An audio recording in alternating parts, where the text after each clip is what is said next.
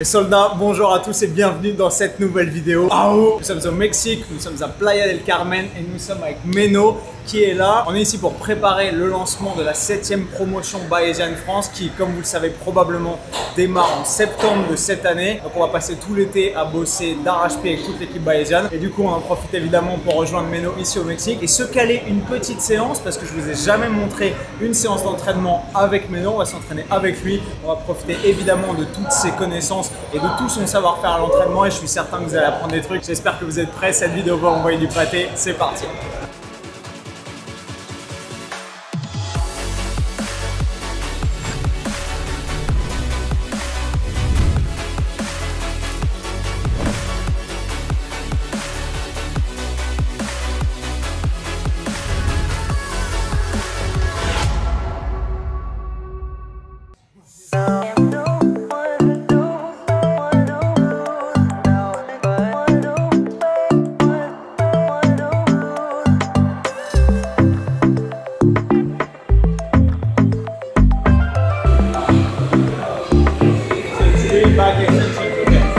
Ok, donc là, normalement Menno commence par un mouvement polyarticulaire extrêmement lourd que j'adore et que vous m'avez vu faire des milliers de fois, qui est du RDL, du Romanian Deadlift. Et je l'ai vu faire déjà des séries de 13 à 205 kg, il rigole pas. Sauf que là, il a une légère blessure au niveau de l'épaule.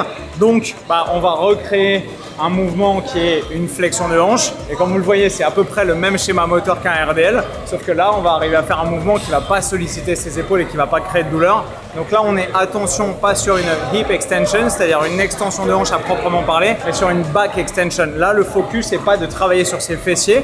Donc on n'est pas sur un mouvement avec une amplitude limitée, avec une vraie antéversion du bassin en contractant vraiment les fessiers, ce qui est souhaitable généralement pour les compétitrices bikini, etc. Là, on est sur une vraie flexion et extension du dos, avec une amplitude complète et sans se focus sur l'étirement des ischios et l'antéversion du bassin. C'est une exécution vraiment différente et c'est pas le même mouvement littéralement. Ma chaîne postérieure est cramée, déjà c'est bon.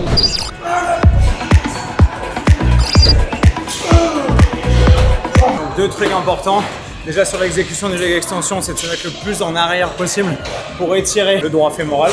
Et on fait le leg extension après l'exercice sur la chaîne postérieure sur les ischios. Tout simplement parce que dans les recherches EMG, il est clair que fatiguer d'abord les ischios qui sont censés plier les genoux et permettre cette contraction, permettre de renforcer l'activation musculaire des extenseurs du genou, donc le quad notamment. C'est pour ça que si vous avez les deux mouvements dans la même séance, c'est mieux de les faire dans ce sens-là. D'abord les ischios et ensuite les quads. So you can see that he's sitting very reclined in a seat, he's leaning back, and that's lengthen the rectus femoris, the middle head of the quads. It's also active at the hip.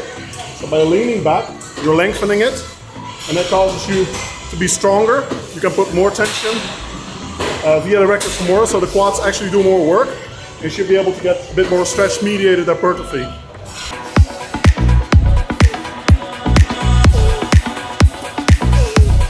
Essayez, pour avoir des répétitions de qualité, de contrôler l'excentrique, pas le ralentir plus que nécessaire, mais de le contrôler pour avoir un bon étirement sur l'excentrique. Et essayez de ne pas reposer la pile de poids à chaque répétition pour garder la tension sur le muscle qui est actif, les muscles moteurs et les muscles synergistes, et pouvoir avoir des répétitions de qualité et une potentiation d'activation musculaire supérieure sur la phase concentrique. Putain, j'ai fait 12 reps, je suis mort. Ok, what's next? Les soldats, pendant que je vous tiens, petite info extrêmement importante, vous le savez probablement, mais Gymshark lance ses soldes le 7 juin à 20 h, donc vous aurez jusqu'à moins 50% sur une grosse sélection d'articles. Il y a beaucoup de tueries, je vais vous faire des stories sur mon Instagram évidemment si vous voulez voir un peu les produits sur lesquels j'ai flashé pour ces soldes. Je vous mets mon Insta juste ici, je vous ferai des stories dans le courant de la semaine. Moins 50% sur une grosse sélection d'articles. Le lien pour retrouver tout ça est évidemment comme d'habitude dans la description de la vidéo, juste en dessous. Ok, là vous allez voir, on fait une petite modification d'un exercice classique. Au lieu de faire des calf extension, donc simplement des extensions de la cheville, en fait on fait un calf jump. On descend comme sur une extension pour les mollets. Et ensuite, vous allez voir, il y a une flexion de genou qui sert à créer une impulsion qui va permettre en fait de pouvoir prendre une charge qui est plus lourde que celle qu'on pourrait faire avec une extension pour les mollets classiques et qui va permettre du coup de surcharger la partie excentrique du mouvement. C'est ce qui est hyper intéressant.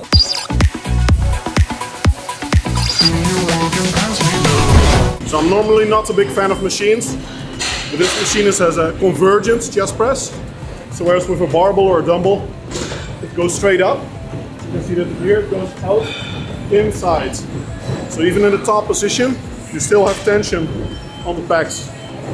So you get nice tension, again, a common theme of many of the exercises.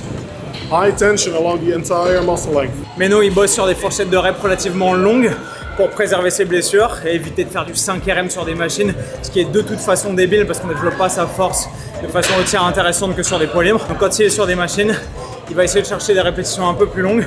Par contre, il y a un effort maximum et il y a surtout une proximité à l'échec qui est maximum. Et comme vous l'avez vu, le mouvement ici, la machine est convergente, ce qui évite d'avoir une presse comme ça et ce qui permet d'utiliser la vraie fonction motrice du grand pectoral qui est à la fois de pousser en avant et à la fois de rapprocher l'humérus du sternum. Donc avec le mouvement convergent, vous faites les deux en même temps, win-win.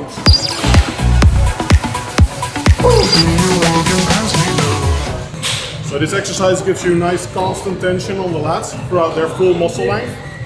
So you see he bends forward to get a nice stretch, like here. Now you have a good muscle stretch.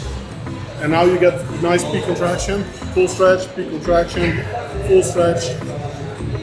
If you do like only a normal pullover, then you only get one or the other. Because if you stay standing upright, like this, you don't have that good stretch. A lot of programs for the lats, they neglect stretch-mediated hypertrophy. So if you think, deadlifts, rows, they don't train the lats in a position of at long muscle lengths. So you don't train them, you don't put them under high tension in a stretch position, and you don't get much stretch-mediated hypertrophy, which leaves a lot of gains on the table. You know that a lot of people in France actually speak of specific exercise to focus on the contraction and specific exercises to focus on the stretching, right? Which is dumb stupid because you can do both in the same exercise if you program them accordingly. So. Yeah, exactly.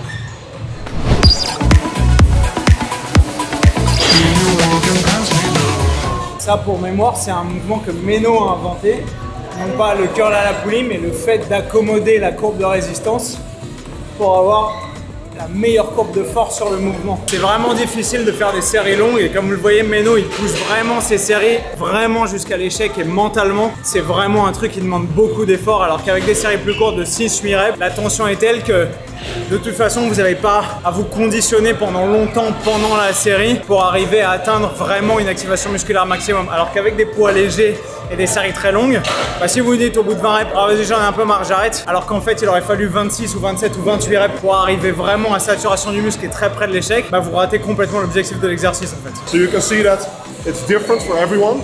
The point of the exercise and the body movement is that you get high muscle tension over the full range of motion. So you can see now he gets a good stretch this way.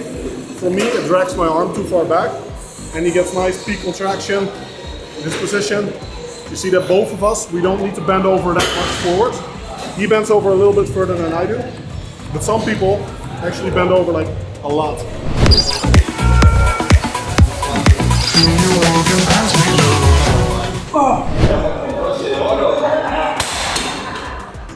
So it's called a modified upright row, and it looks like a row, but it's actually more similar to a lateral raise. If you think about it, if you look at what his elbows are doing, he's pulling from the elbows. In terms of the elbows, like this, it's actually more of a lateral raise with internal shoulder rotation. But if you imagine his arms were straight, then you would call it a lateral raise.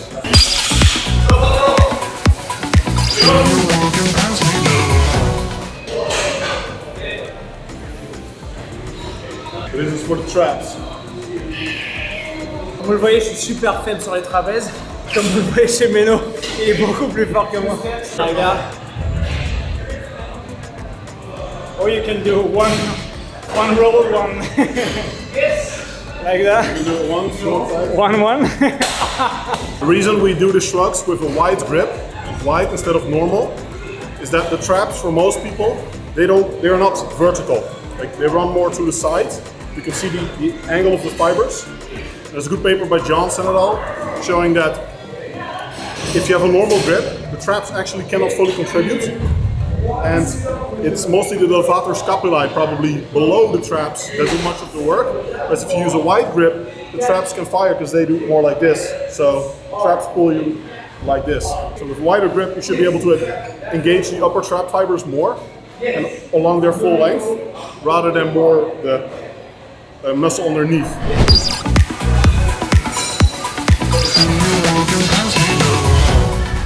Next one, wrist flexion. Le problème de la force du grim, c'est que c'est extrêmement déterminé par votre génétique. Même entre les femmes et les hommes, généralement les 10% des femmes les plus fortes sont toujours malheureusement moins fortes que les 25% des mecs les plus faibles. Donc même en étant un mec avec pas un grip de ouf, j'ai statistiquement un grip plus fort que 95% des femmes. Et t'as des mecs qui génétiquement, naturellement, à la naissance, ont des grips monstrueux, sans jamais s'entraîner. Like even the cap on the belt and so on. You look at me now, it's like 3 years afterwards. Ça, c'était la période où Menno me coachait, parce que pour ceux qui ne le savent pas, il m'a coaché toute l'année 2018. Et c'est là que j'ai atteint mon meilleur physique, avec ses conseils évidemment. Et j'étais monstrueux. Et ce qui est drôle, en fait, on en parlait avec Menno, à ce moment-là, je faisais quasiment le même poids que maintenant, à genre 1,5 kg, 2 kg près. Donc vous n'avez pas besoin de prendre 10 kg pour changer drastiquement votre apparence. Par contre, j'avais moins de gras et plus de masse musculaire que maintenant. Et j'étais beaucoup plus fort aussi.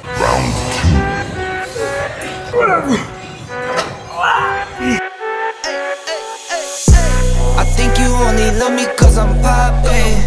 This a layup, this a rebound, then it's driving. Tyson with the fade, not the hair, my hands rockin'. When I link with ballpoint, you know it's knockin'. I'm not the same. Thinking money made me change, nothing else to blame. Bougie stuck up in my ways, singing Gucci gang. Gucci, Gucci, Gucci gang. Think I'm Gucci Mane. I'm just playing in the cut, I got my Vans on. I get on to put my mans on. Always greedy since the day I got my first safe. 5'7", but I'm 6'8" when I stand on the money pals, money pals, money pals. Need a money counter, I broke my thumb from thumbing down. Wifey on my line, she told me to dumb it down. Mama on my line, asking how I'm dumbing now. I think you only love me cause I'm poppin'. This a layup, this a rebound, then it's driving. Tyson with the fade, not the hair, my hands rockin'. When I link with ballpoint, you know it's not. Get out my way. I'm so unashamed, throw it to my veins. Bon voilà mes soldats, cette vidéo c'est un contenu qu'on avait envie de vous offrir depuis très longtemps, Nevin et moi. On avait envie de saisir l'occasion de pouvoir vous proposer un training avec le grand, avec l'unique Menno Henselman. Mais vous savez, Menno bouge énormément, il vit grosso modo 6 ou 8 ou 10 mois dans chaque pays avant de déménager. Et du coup le temps que nos schedules coïncident avec en plus la crise sanitaire mondiale et le Covid, bah c'était pas facile de se retrouver dans le même pays. J'espère que vous avez kiffé cette vidéo. Si vous voulez davantage de biscuits, davantage de données scientifiques sur comment optimiser son entraînement, évidemment, vous l'avez compris, la prochaine promotion de notre formation Bayesian France, qui sera la 7e, cette promotion déjà, commence le 17 septembre, dans exactement 3 mois. Donc tout ce qu'il vous reste à faire si vous voulez nous rejoindre, c'est cliquer sur le lien en description pour vous préinscrire et attendre tranquillement 3 petits mois que la rentrée commence et qu'on puisse vous accueillir au sein de cette 7e promotion. Mes soldats, j'espère que vous avez kiffé cette vidéo. Si c'est le cas, évidemment, éclatez-moi les pouces bleus juste en dessous après avoir cliqué sur le petit bouton rouge sur lequel il y a marqué s'abonner. Et je vous retrouve dans une prochaine vidéo, et vous le savez comme d'hab, avec le sourire, plus fort et plus fit. Bam! Backlash written on me, card rubbing on a glass bowl, I've been ballin'. Free my ladies in the counter now, I'm already out. Already on the countdown, I'ma set it right.